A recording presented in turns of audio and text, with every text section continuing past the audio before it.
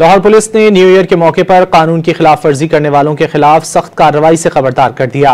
DIG operations ने दो टोक पैगाम दिया कि किसी को भी न्यू ईयर पर हवाई फायरिंग और हुल्लड़बाजी बर्दाश्त नहीं की जाएगी।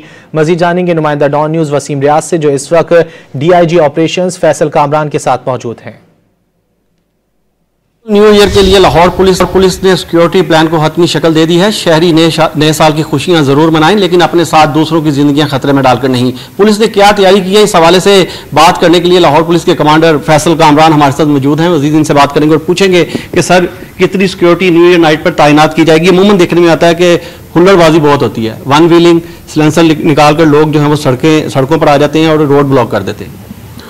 बिल्कुल, न्यू ईयर की सेलिब्रेशंस तमाम जो शहरी हैं वो उसके लिए बाहर भी निकलते हैं, पब्लिक प्लेसेस पे भी जाते हैं। और हमारे पास चैलेंजेस जो है ना वो उसमें 3-4 तरह के चैलेंजेस आते हैं। एरियल फायरिंग एक चैलेंज है, उसके अलावा ये जो वन व्हीलिंग है, इसमें लोग अपना भी नुकसान करते हैं, अपनी ज़िंदगी का तो करते हैं, आसपास शहरियों की ज़िंदगी भी खतरे में डालते हैं। हमारी पुलिस की डिप्लॉयमेंट इस तरह की होती है कि ऐसी तमाम पब्लिक प्लेसेस में जहाँ फैमिलीज ने जाना है वहाँ पे हमारी लेडी पुलिस बहुत ज़्यादा होगी।